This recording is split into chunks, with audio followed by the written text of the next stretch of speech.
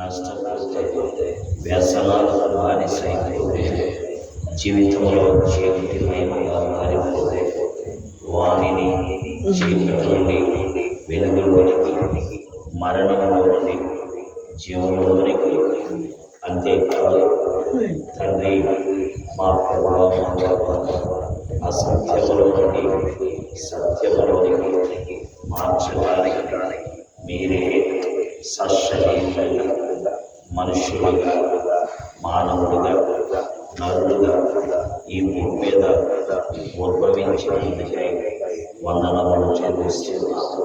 తండ్రి, నీ ప్రేమ మా ఎడలతో మేలైనది.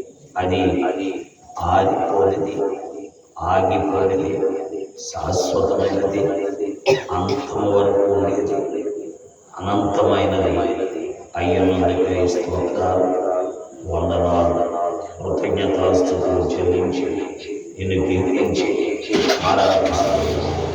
తండ్రి, సమయంలో నీ పాదాలకు వస్తూ మీరే మమ్మల్ని నడిపించి ఈ వాక్యం మధ్యలో ఉంచి మహిమ ఘనత ప్రభావాలు యేసుక్రీస్తు వారికి ప్రార్థిస్తున్నాము. దేవుని యొక్క వాక్యంలో ఒక మాట మనము చదువుతూ ముందుకి మనం సాగుతాము. కీర్తనలు 50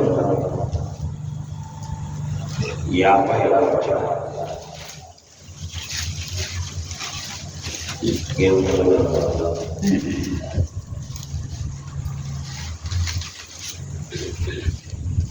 50 అధ్యాయం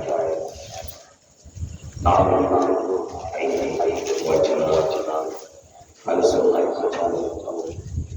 ఆయన చుట్టూ ప్రచండ వాయువు విస్తరించుకుంటూ, ఆయన ప్రజలకు న్యాయం విధించుకుంటూ, బలి అర్పణ చేత నాతో అపరాధం చేసుకుని నా ముఖంలో నా యొక్క సమృద్ధి మీది ఆకాశాలను భూమిని నిలిచిచున్నాడు. దేవుని వాక్యంలో ఎంతో స్పష్టంగా దైవ సత్యం మనం చూస్తున్నాం. దేవుడు మానవ పంచభూతాలను మానవుడు అనుభవిస్తున్న సహజ వనరులు దేవుని యొక్క ఏర్పాటై ఇలాగున్న దేవుని యొక్క మనం మేలు అనుభవించే సహాయపడాలి. దేవుని ఇలాంటి దేవుని ద్వారా క్షమాపణ అయితే దేవునికి విరోధంగా మనము మారిపోయాం. మానవులందరూ కూడా దేవునికి విరోధముగా మారిపోయాడు అని లేఖనం మాట్లాడుతున్నాడు. యెషయా 53వ అధ్యాయం 6వ వచనం మనం చదువుకున్నట్లయితే మానవులందరూ వారిలో ఏ రకమైన అందరూ దేవునికి విరోధంగా మారిపోయారు. 6వ వచనం సెలవిస్తుంది. ఏమన్నా మనమందరం దయచేస్తాను, నేనే చేయాలి. మనమందరం తప్పకపోతే మనలో వాడు తనకిష్టమైన అంత తప్పిపోయిన వాడు ఎవరు కూడా మంచివారు లేరు. అందరూ పాడైపోయిన వాడే, అందరి ఆలోచనలు పాడైపోయి, అందరి హృదయాలు పాడైపోయి, అందరూ పాడైపోయారు. కాబట్టి ఒకరినొకరు బాగు చేసుకునే పరిస్థితి లేకపోయింది. అది ప్రపంచం అంతటా కూడా దేవుడు చూచినటువంటి సత్యం. అందుకనే శరీరులందరూ తమ మార్గములను చెరిపివేసుకుని ఆదికాండము 10-11 వచనాలు శరీరులందరూ తమ తమ మార్గములను చెరిపివేసుకున్నారని దేవుని వాక్యములో మరి ఆ యొక్క ఆదికాండము 6 వచనం భూమి మీద సమస్త శరీరులు తమ మార్గమును చెరిపివేసుకుని మీరు చదవద్దు, నేను చెప్పేస్తాను. భూమి మీద సమస్త శరీరంలో కూడా తమ తమ మార్గములను చెరిపివేసుకున్నారు. మంచివాడు కనబడట్లేదు, యోగ్యుడు కనబడట్లేదు, ఏ స్త్రీని చూచినా పాడైపోయారు, ఏ పురుషుడు చూచినా పాడైపోయారు. ఈ పరిస్థితి ఆకాశం నుండి దేవుడు గమనించాడు. అందుకే లేఖనాల్లో మన వాక్యాల ద్వారా మనం చూసుకున్నప్పుడు అందరూ చెడిపోయిన వారే. కొంతమంది బాహ్యముగా చెడిపోయారు, కొంతమంది ఆంతరంగికంగా చెడిపోయారు. బాహ్యంగా చెడిపోయిన వారు రామబోతులు, గంజాయి వేసుకునేవారు, లేకపోతే గుట్కా వేసుకునేవారు, సిగరెట్లు తాగేవారు, పొగ త్రాగేవారు, సినిమాలు చూసేవారు, నానా రకాలైన జారక్రియలు చేసేవారు. ఇవన్నీ బాహ్యంగా చెడిపోయిన సంగతులు. ఇవి కాకుండా అంతరంగిక సంగతులు, అవి కపటం, వేషధారణ, భయంకరమైన నటన, ఎంతో భయంకరమైన దుర్మార్గం, కంటికి కనబడటువంటి అంతరంగిక పాపాలు.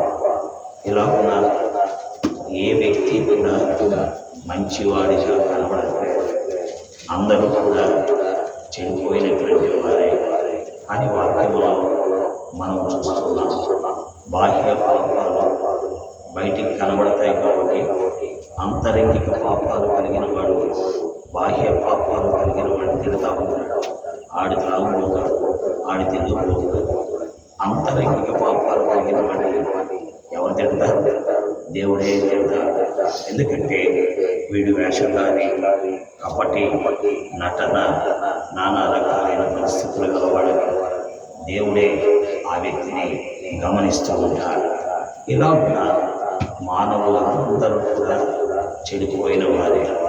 ఇలా మీరు బాగుపడాలంటే ఏం చేయాలి?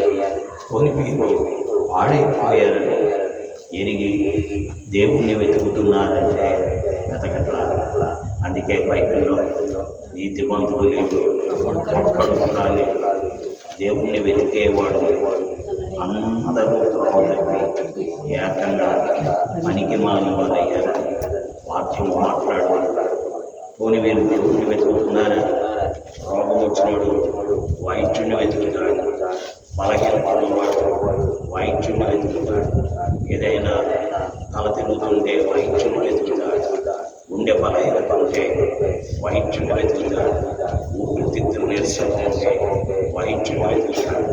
అయితే ఆపే తన పాపం నుండి విడిపించే వారిని వెతుకుటకు బదులు తాను పాపం కాదు, తాను మంచివాడు, యోగ్యుడు, యథార్థవంతుడు, చాలా పవిత్రుడు అని తను తానే తృప్తిపరచుకోవచ్చు మోసపోతున్నటువంటి వ్యక్తులే మానవుడు. ఇలా కూడా మానవులైనటువంటి వారు త్రోవ తప్పారు. అంతేకాదు మరి ఏకంగా పనికి మానవాది అందరూ కూడా దేవునికి దూరస్తులు అయిపోయారు. మరి ఇప్పుడు భూమి మీద ఒక వ్యక్తి మరొక వ్యక్తికి సహాయం చేయలేదు. ఎందుకంటే గుడ్డివాడు కుటుంబానికి దారి చూపించలేదు. అందువరకు గుడ్డివాడు కుటుంబానికి దారి చూపిస్తే ఇద్దరు కలిసి బురదలో ఉండి ఒకరు పైకి ఉంటామంటే ఒకటి లాగుకుంటాడు, ఒకరు పైకి ఉంటామంటే ఇద్దరు కలిసి మునిగిపోతారు. అందుకని ఒక వ్యక్తి మరొక వ్యక్తిని బాగు చేయలేదు. మన మీద బాగు చేయాలని ప్రయత్నం చేస్తూ ఉంటాం. అది మన వల్ల కాదు, దేవుడే చేయాలి. ఒక వ్యక్తిని బాగు చేసే పని దేవుని చేతిలోనే ఉన్నది. అది తల్లిదండ్రులు కూడా చేయలేదు, వీళ్ళ సమాజం చేయలేదు, తల్లిదండ్రులు చేయలేదు, సమాజం చేయలేదు. అంతేకాదు సేవకులు కూడా చేయాలి. అయితే వారు బాగుపడేటువంటి ఔషధాన్ని మాత్రమే ఇస్తూ ఉంటారు. అదే దేవుని యొక్క వాక్యం. ఒక వ్యక్తి బాగుపడటానికి ఇచ్చే ఔషధమే దేవుని యొక్క వాక్యం. ఇలాగున దైవ వాక్కు సేవకుల ద్వారా వినబడుతూ ఉంటుంది. వీళ్ళ ఇలాగున మనుషులందరూ చెడిపోతూ ఉంటే దేవుడు ఆలోచన చేశారు. దేవుని యొక్క కోరిక ఏంటంటే మానవుడు మరి తన స్వరూపమందు తన కోరిక చొప్పున పుట్టించబడిన వాడు. అతనిలో ఉన్న ఆత్మ దేవుడు పెట్టిన దేవుడు, అది ఆరిపోకూడదు అనేది దేవుని యొక్క ఉద్దేశం. అందుకు దేవుడు ఎప్పుడూ మనుషుడి గురించి ఆలోచిస్తాడు. మనుషుడు ఎప్పుడు తన గురించి ఆలోచించుకుంటే దేవుడు ఎప్పుడు మానవుని గురించి ఆలోచన చేస్తూ ఉంటాడు. ఇది దేవుని యొక్క ప్రేమ. దేవుని యొక్క ప్రేమ అలాంటిది అంటే వ్యక్తులు బాగుపడాలి, మానవ జాతి క్షేమాన్ని పొందాలి, మానవ జాతి మార్గంలోనికి రావాలి, సత్యమేద అని దేవుడు కోరుకుంటూ ఉన్నాడు. ఇలాగున్నా మనుషులైనటువంటి వ్యక్తులు వాడే పరిస్థితుల్లో చెడిపోయిన స్థితులని విద్య నేర్చుకుంటున్నారు, ఉద్యోగాలు చేస్తున్నారు, ఆస్తులు సంపాదిస్తున్నారు, భూమి మీద మేడలు, గదులు, ఇళ్ళు, వాకిళ్ళు, ఎంతో ధనవంతులుగా భూమి మీద నివసిస్తున్నారు. ఇవన్నీ కూడా మానవుని యొక్క పాపములో, మానవుని యొక్క అవిధేయతలో, దేవునికి దూరమైన స్థితిలోనే జరుగుతూ ఉన్నాయి. ఇవి మనం భూమి మీద చూస్తూనే ఉంటాం. అయితే మానవుడికి మాత్రం ఆలోచన ఉన్నది. నేను పాపినని ఎరగడు, నేను త్రోవ తప్పిన వాడినని కూడా ఎరగడు, నా హృదయం చెడిపోయిందని కూడా ఎరగడు, నా జీవితంలో ఈ పాపానికి వచ్చే ఫలితమేంటో కూడా గ్రహించడు. ఇలా నా ప్రయాణం కొనసాగించబడుతుంది. అయితే దేవుడే ఆలోచన చేసేవాడు. అందుకే 50వ కీర్తన 4వ వచనంలో ఏమంటున్నాడు? నా భక్తులు నా యొద్దకు సమకూర్చుకొని మీది ఆకాశము భూమిని పెంచుచున్నాడు. ఆయన ఆకాశాన్ని పిలుస్తున్నాడు, భూమిని పిలుస్తున్నాడు. ఎందుకంటే మీ భూమి మీద నివసిస్తున్న మానవ జాతి, ఆకాశం కింద ఉన్న మానవ జాతి అందరూ నా దగ్గరికి రావాలి, వారిని సమకూర్చే బాధ్యత భూమి అయిన నీది, ఆకాశమైన నీది అని చెప్తూ ఉన్నారు. దేవుడికి ఎంత బాధ్యత, ఎంత భారం అనేది మనం చూస్తున్నాం.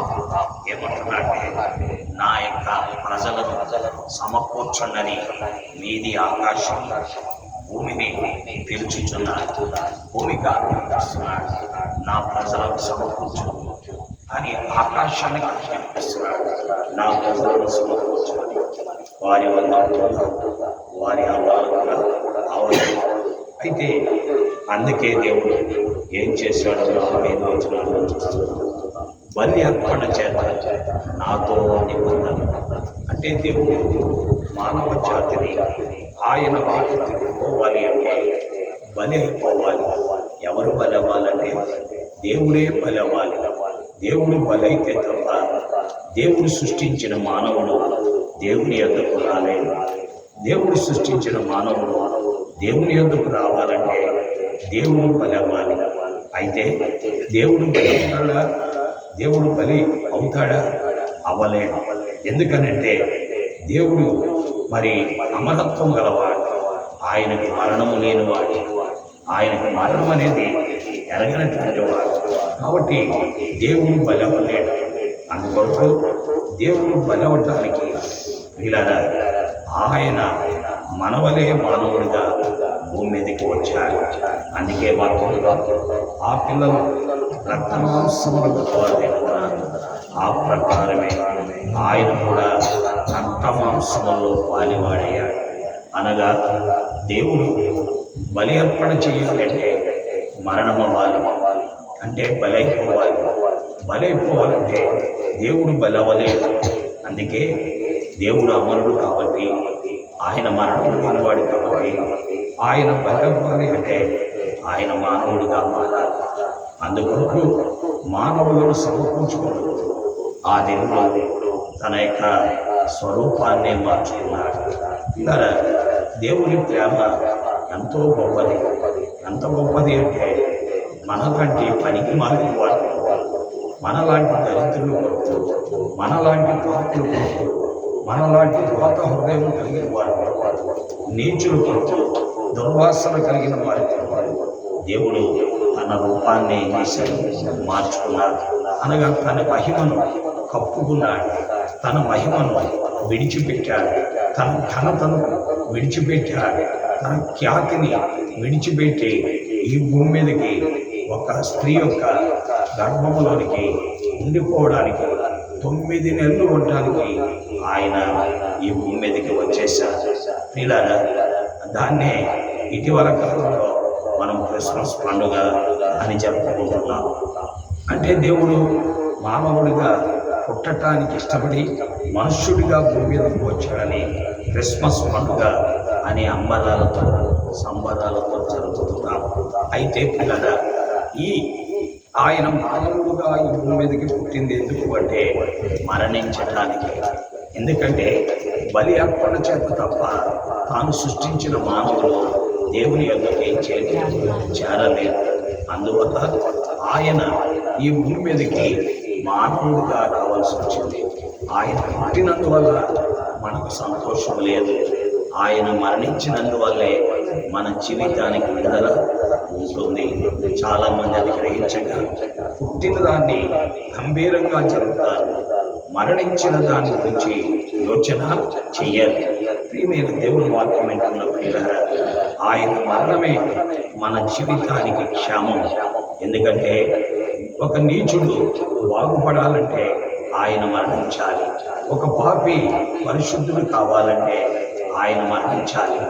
ఒక దుర్మార్గుడు మరి సన్మార్గుడిగా మారాలంటే ఆయన శిలువకు ఎక్కాలి. అందుకొరకే ఆయన మనుష్యుడిగా ఈ భూమి మీదకి వచ్చాడు. వీరగా వాక్యం ఎంతో విలువైనటువంటిది. కాబట్టి పాపి పరిశుద్ధుడు కావాలి, దుర్మార్గుడు సన్మార్గుడుగా మారాలి, ఒక అసత్యవర్తనుడు సత్యవర్తనుడిగా మారాలి, ఒక చీకటి సంబంధి వెలుగు సంబంధిగా మారాలి, ఒక రోత హృదయం కలిగిన వాడు ఎంతో పరిశుద్ధ హృదయంతో మార్పు చెందాలి. అంటే ఆ దేవుడు మానవుడు అవ్వాలి. మానవుడు అవ్వడమే కాదు, బలి అవ్వాలి, బలి అర్పణ కావాలి. ఇలా యేసుక్రీస్తు బలి అవ్వకపోతే మానవ పాపానికి పరిహారం లేదు, మానవ జీవితానికి విడుదల లేదు. మానవ జీవితంతో మానవ జీవితము దేవునితో సంబంధము లేదు. ప్రియులారా, దేవుని వాక్యములో మనం చూస్తున్న సత్యం ఇదే.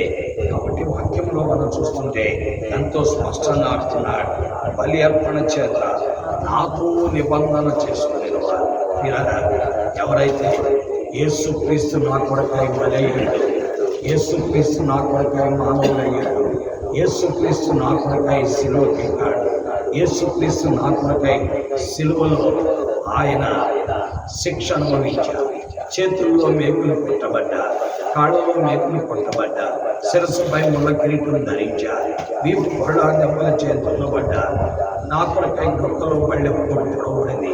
ఆయన ముక్కు చెప్పురాతి వలె మారింది. ఆయన స్వరూపాన్ని సొగసును కోల్పోయాడు. నా కొరకై మృతపడ్డాడు, బాధ నొందాడు, శ్రమ నొందాడు, విసర్జించబడ్డాడు, తృణీకరించబడ్డాడు అని ఎవరైతే గ్రహిస్తారో వారందరూ ఆయనతో నిబంధన చేసుకుంటారు. ఇది దేవుని వాక్యం. అందుకే బలి అర్పణ చేత నాతో నిబంధన చేసుకునినా అన్నాడు. ఇలా ఎవరైతే ఈ సత్యాన్ని గ్రహిస్తారో, అంగీకరిస్తారో, నా ప్రభువు నా కొరకు బలయ్యాడు అని గ్రహించిన వాడు ఆయనతో నిబంధన చేసుకుంటారు. అలాగున బైబిల్లో ఒక దైవజనుడు అపోస్తులైనటువంటి పౌలు గలతీయులకు రాసిన పత్రిక 2:20 ఆయన ఏమంటాడంటే, నన్ను ప్రేమించి నా కొరకై తను తాను అప్పగించుకున్న క్రీస్తు అన్నాడు. అంటే నా కొరకై బలి అర్పణ అయిన వాడు ప్రభువైన యేసుక్రీస్తు. ఆయన నన్ను ప్రేమించాడు. నన్ను ప్రేమించి నాలాంటి దుర్మార్గుడు, హానికరుడు, దోషకుడు, హింసకుడు, క్రీస్తును నమ్మిన వారిని ఈడ్చుకుని వచ్చే వారి కొరకై బలి అర్పణ అయినటువంటి వాడు నన్ను ప్రేమించి నా కొరకు తను తాను అప్పగించుకున్న క్రీస్తు అని ఆ పౌలు మాట్లాడిన సంగతిని మనం చూస్తున్నాం. ఇలా దాన్ని అంటే ఆ బలి అర్పణ చేత దేవుడితో నిబంధన చేసుకున్నవారు ఆయన యొద్దకు ఏం చేస్తారో వస్తారు. ఆయన యొద్దకు వారు వస్తారు. ప్రియమైన దేవుని వాక్యం ఏంటన్నా ప్రియులారా, ఆ బలిని మనం అర్థం చేసుకున్నప్పుడు ఇక క్రీస్తును తప్ప మరొక దానిని వెంబడించలేదు. ఏ జాతరకి వెళ్ళలేదు, ఏ దేవత దగ్గరికి వెళ్ళలేదు, ఏ విగ్రహం దగ్గరికి వెళ్ళలేదు. ఎందుకు అనంటే ఆయన నా కొరకేమయ్యాడు, బలయ్యాడు.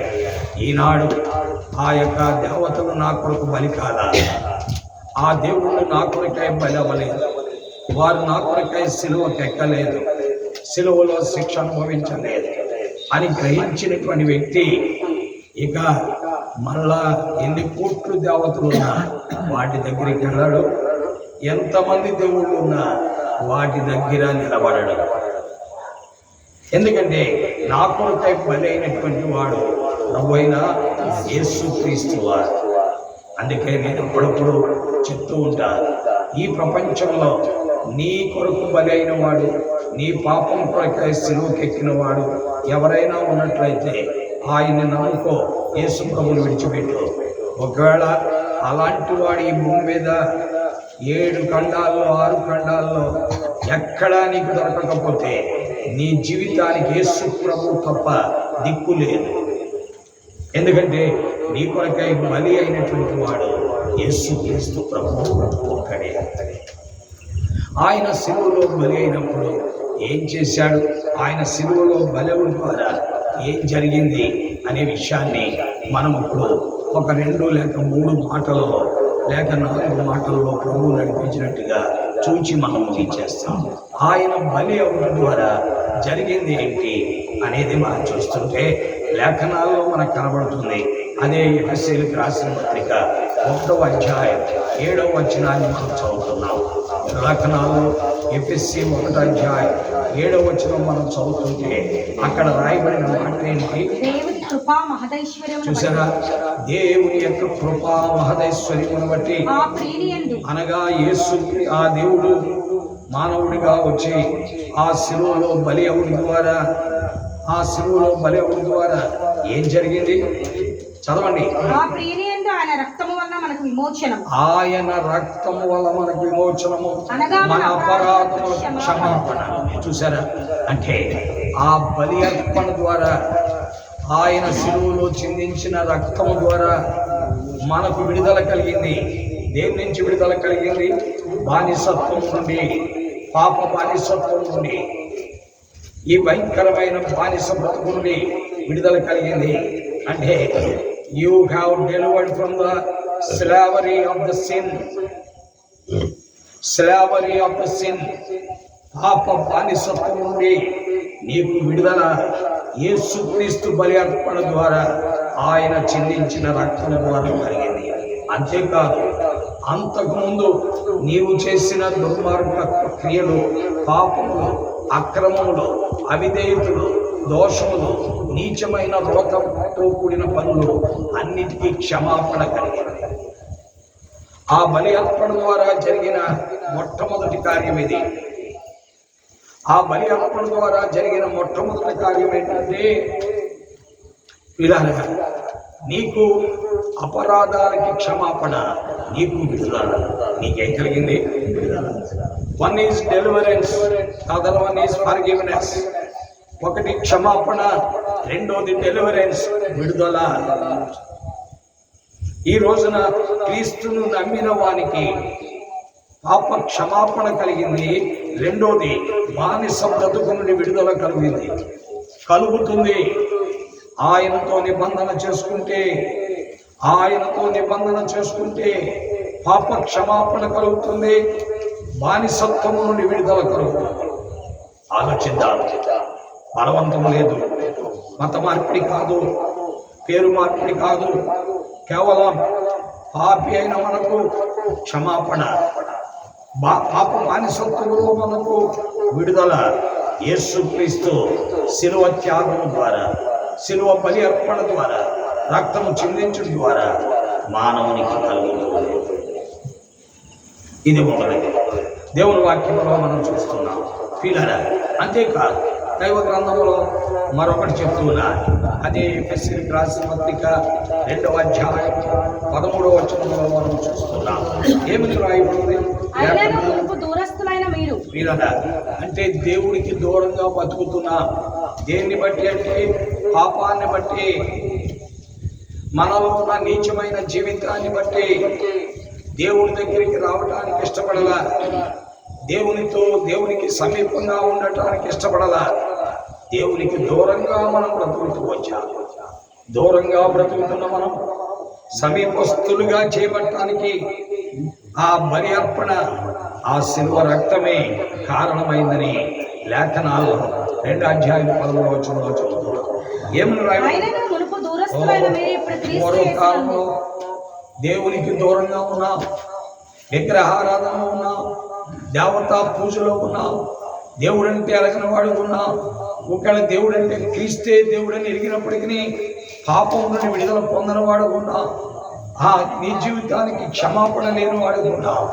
ఇలాంటి వ్యక్తిని ఆయన సమీపస్తుడిగా చేశాడు, అంటే దూరస్తులను దగ్గరికి చేర్చాలి. అందుకనే పాట మనం పాడుతాం. ఎవరి పాడతాం? చారదీసి చేర్చుకున్న స్వామి స్వామి.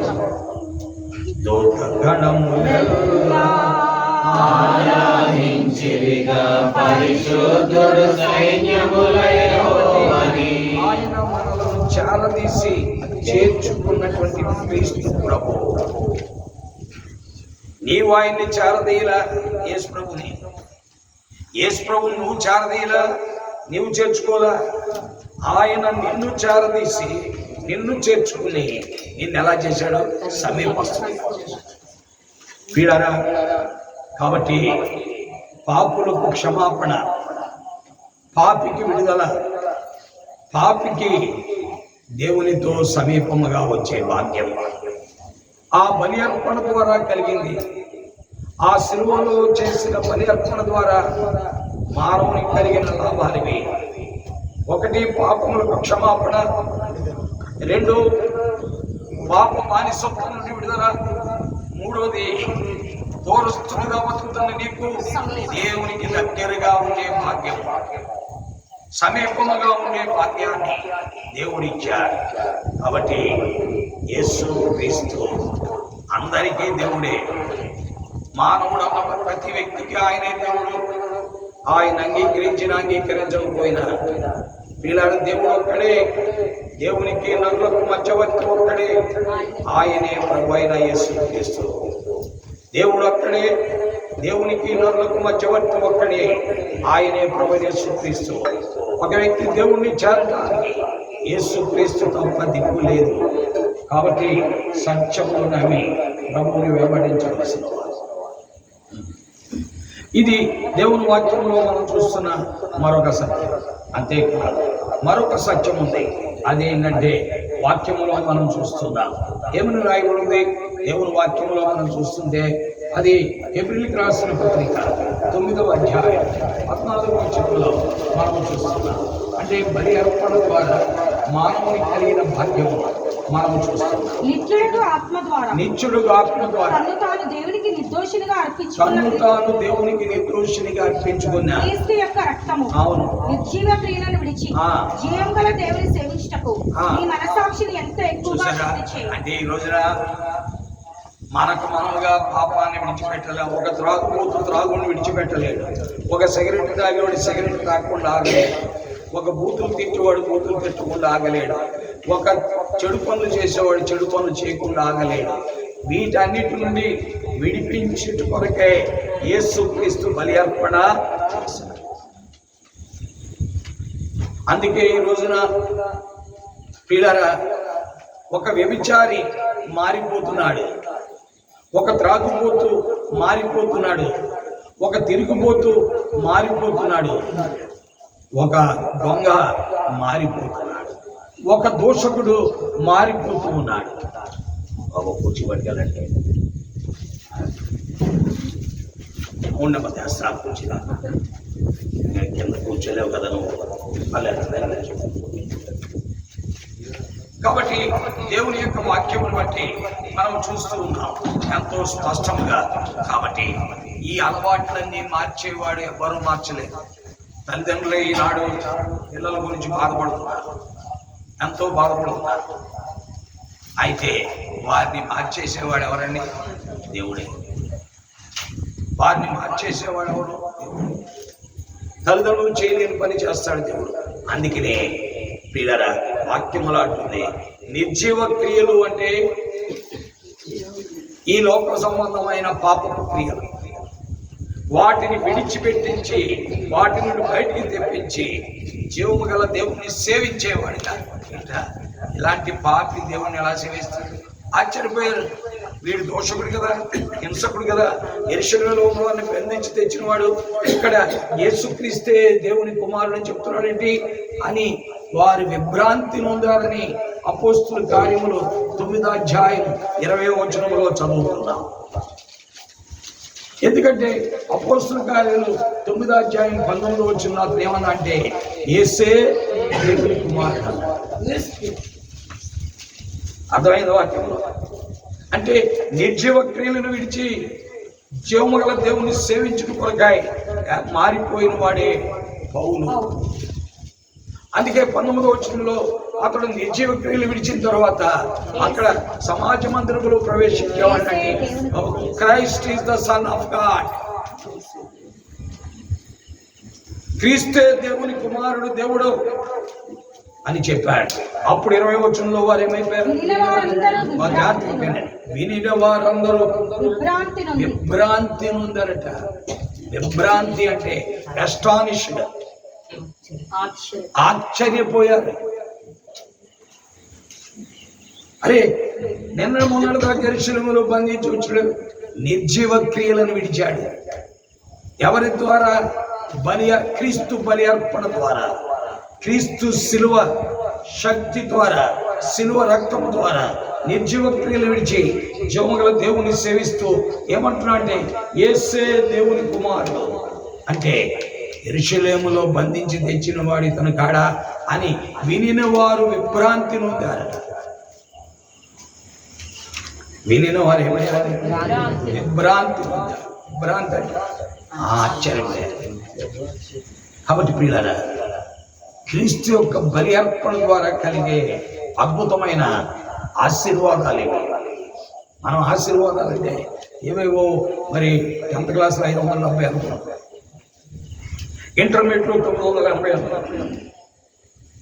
ఆ తర్వాత అది అయిపోవటంతో ఎక్కడో మనకు అద్భుతమైన సీట్ వచ్చేది. మంచిదే, అవన్నీ ఆశీర్వాదాలు కాదని చెప్పట్లా, అవి ఈ లోక సంబంధమైనవి. ఈ ఆత్మ సంబంధమైన ఆశీర్వాదాలు ఏంటంటే పాప క్షమాపణ, రెండవది బానిసత్వం నుండి విడుదల, మూడవది దేవునికి దగ్గరైపోట, నాలుగవది దేవుణ్ణి నిర్జీవ క్రియలు విడిచి వెంబడించుట. ఇవన్నీ ఆధ్యాత్మిక ఆశీర్వాదాలు. గుర్తుపెట్టుకోవాలి. ఈ రోజున ఆధ్యాత్మిక ఆశీర్వాదాలు శాశ్వతమైనవి, భౌతిక ఆశీర్వాదాలు తాత్కాలికమైనవి. భౌతిక ఆశీర్వాదాలండి తాత్కాలికమైనవి. ఏ రావడంతో సాఫ్ట్వేర్ ఉద్యోగం పోయిందనుకోండి తాత్కాలికం. కానీ ఏ వచ్చినా సాఫ్ట్వేర్ ఉద్యోగం పోయినా పాప క్షమాపణ పోద్దా? పోద్దా? దేవునికి సమీపస్తులు ఉండేది పోద్దా? పోతుంది. అది పర్మనెంట్, అది శాశ్వతమైనది. కాబట్టి పిల్లలు లేఖనాలు చెప్పే మాటలు ఎంతో విలువైనటువంటి ఆఖరిది ముగిస్తాం. ఇంకెక్కువగా మీకు చెప్పి మిమ్మల్ని ఇబ్బంది పెట్టలేదు. ఆఖరిది దేవుని వాక్యంలో మనం చూస్తున్నాం. ఏమి రాయబడింది? గలతీయులకు రాసిన పత్రిక 3వ అధ్యాయం 14 ఏమి రాయబడింది? గలతీ 3 14. ఆత్మను గూర్చిన వాగ్దానము విశ్వాసము వలన మనకు లభించినట్లు అబ్రహాము పొందిన ఆశీర్వచనము క్రీస్తు యేసు ద్వారా అన్ని జనులు కలుగుటకై క్రీస్తు మన కోసము శాపమై మనల్ని ధర్మశాస్త్రం యొక్క శాపం నుండి విమోచించారు. క్రీస్తు యొక్క బలి అర్పణ ద్వారా కలిగింది ఏంటంటే శాపగ్రస్తులు ఆశీర్వాదంగా మారారు. మనలను శాపము నుండి విడుదల చేయడానికి యేసు క్రీస్తు బలి అయిపోయారు. వాక్యంలో మనం చూస్తున్నాం. అంటే ఒక శాపగ్రస్తుడు ఆశీర్వాదం పొందేటువంటి వాడిగా మారటానికే యేసు క్రీస్తు శిలువలో ఏమయ్యారు? బలి అయ్యారు. కాబట్టి ఈ రోజున ఈ ప్రాపంచిక ధర్మము చొప్పున వెళ్ళిపోతూ శాపాన్ని అనుభవిస్తున్న కుటుంబాలు, నా తండ్రిని బట్టి శాపం వచ్చింది, నా తల్లిని బట్టి శాపం వచ్చింది, మా పితరులను బట్టి శాపం వచ్చింది, మా పితరులందరూ నరహంతకులు, మా పితరులందరూ దొంగలు, మా పితరులందరూ దౌర్భాగ్యులు, మా పితరులందరూ మోసగాళ్ళు అనుకున్న స్టోర్ట్పురం బాపట్ల దగ్గర ఉన్న స్టోర్ట్పురం వాళ్ళకి ఇప్పుడు ఆశీర్వాదం వచ్చేసింది. వాళ్ళ దొంగలు టైగర్ నాగేశ్వరరావు అంటే భయంకరమైన దొంగ టైగర్ నాగేశ్వరరావు వస్తున్నాడంటే డిఐజీ కూడా నిద్ర పట్టేది కాదు. అలాంటి దొంగలు మారిపోయారు. శాపగ్రస్తమైన కుటుంబాలు మారిపోయినాయి. ఈ రోజున బాపట్ల దగ్గర ఉన్న స్టోర్ట్పురంలో అందరూ ప్రభువుని ప్రేమించి ప్రభువుని వెంబడిస్తారు. ప్రియమైన దేవుని వాక్యం వల్ల చీరాలు వెళ్ళినప్పుడు స్టోర్ట్పురంలో ఒక నిమిషం ఆగాయి. ఎందుకంటే ఇది ఆశీర్వాదకరమైన స్థలంగా, ఈ దొంగల గ్రామాన్ని దేవుడు ఆశీర్వాద స్థలంగా మార్చారు. అందుకే laymen's evangelical fellowship Joshua Daniel గారు ప్రతి సంవత్సరం 3 రోజులు స్టోర్ట్పురంలో ఆయన మీటింగులు పెడతారు.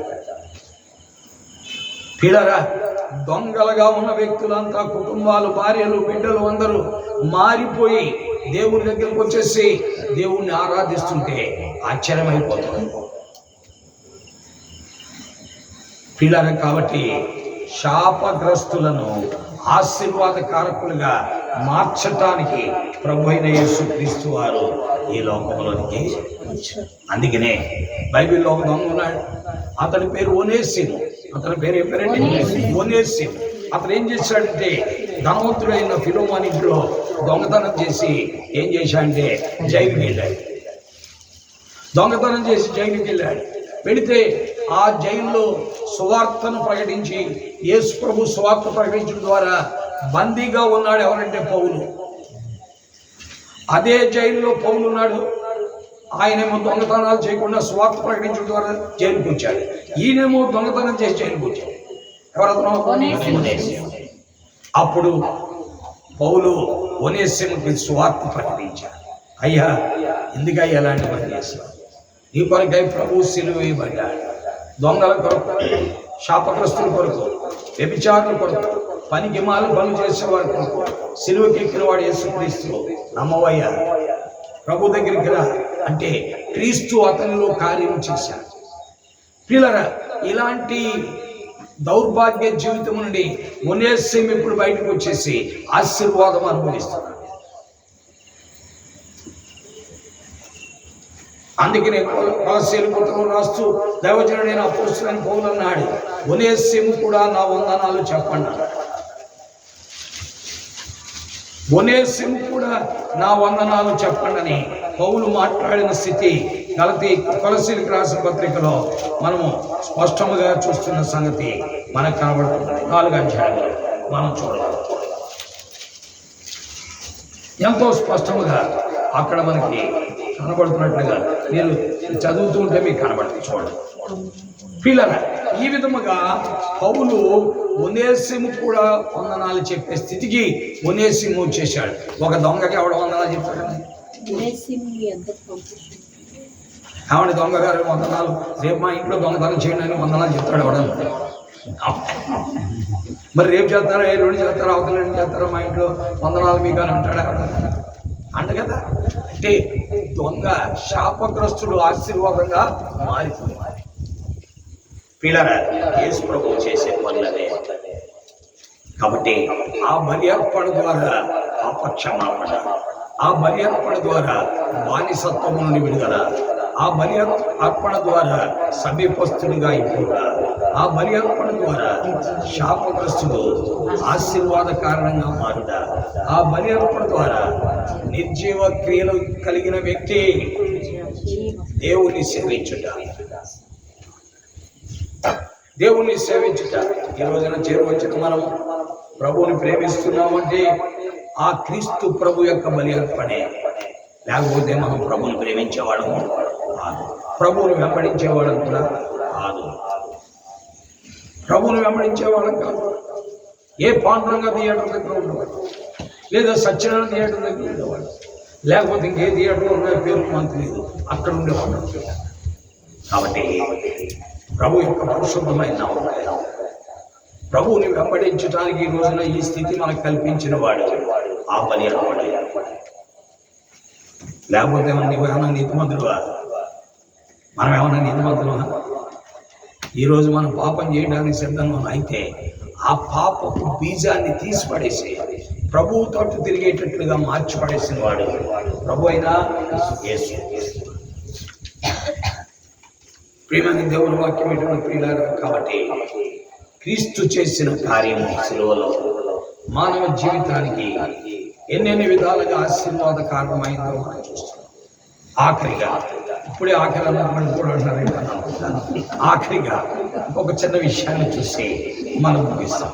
చూడండి, దేవుని వాక్యంలో ఆఖరిగా మనం చూసే సత్యం ఏంటంటే, దేవుని వాక్యంలో మరి హెబ్రీయులకు రాసిన పత్రిక 10వ అధ్యాయం మరి 19వ వచనం ఏమి రాయబడి ఉందో హెబ్రీయులకు రాసిన పత్రిక 10వ అధ్యాయం 19. సహోదరులారా, యేసు మనకు ప్రతిష్ఠించిన మార్గమున అనగా నూతనమైనది జీవము గలది ఆయన శరీరమును తెర ద్వారా ఏర్పరచబడిన మార్గమున ఆయన రక్తము వలన పరిశుద్ధ స్థలమునందు ప్రవేశించుటకు ఆయన శరీరాన్ని సిలువలో అప్పగించి బలైపోడు ద్వారా ఆయన చిందించిన రక్తము ద్వారా ఈ రోజున పరిశుద్ధ స్థలములో ప్రవేశించే ధైర్యాన్ని దేవుడిచ్చాడు. లేకపోతే నీకు నాకు ఉన్నది. అది మనకు దొరుకుతా? ప్రధాన యాజకుడైన అహరోనుకి తప్ప ఇంకెవడికి దొరకదు. అహరోను సంతానానికి తప్పది ఎవడికి దొరకదు. ఎంతసేపు పాడి కూడా బయట ఉండాల్సిందే నువ్వు.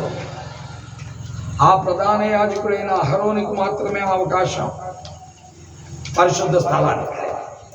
అతి పరిశుద్ధ స్థలానికి వెళ్ళేది సంవత్సరానికి ఒకసారి అవకాశం. అయితే క్రీస్తు బలి అర్పణ ద్వారా ఆయన శిలువ రక్తము ద్వారా పరిశుద్ధ స్థలములో ప్రవేశించే భాగ్యము కలిగింది. ఈ రోజున మనము అనుభవించుచున్నది అదే. దేవుని వాక్యం వింటున్న వారు, ప్రభు ఎంత ప్రేమామయుడు, మానవులైన మనల్ని సృష్టించిన వాడు, ఆయన వెతకని వారికి, ఆయనను గురించి విచారించిన మనకు, ఆయనను గురించి ఆలోచించిన మనకు, ఆయన మన గురించి ఆలోచించి మన కొరకే బలి అయి ఆయన చేసిన త్యాగం ఎంతో విలువైనది.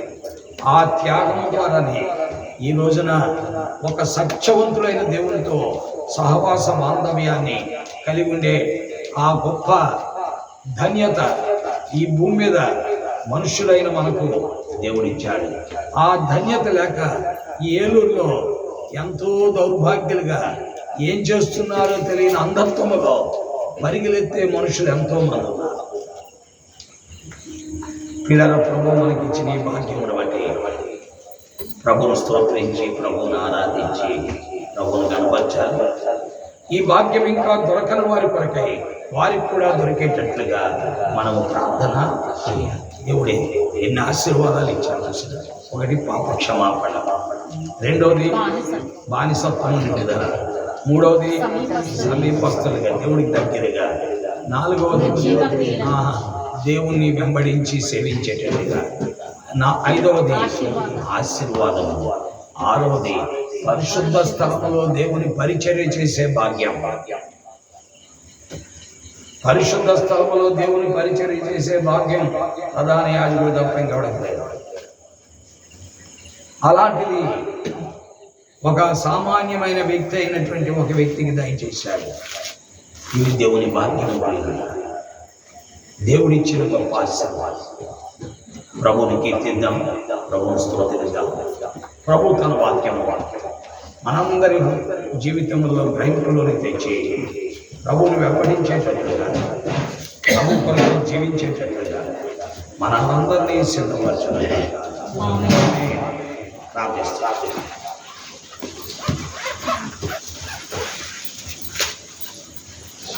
పరిశుద్ధులైన మా తండ్రి, మహిమ కలిగినటువంటి దేవానికి నిరంతైన నమ్మకమైన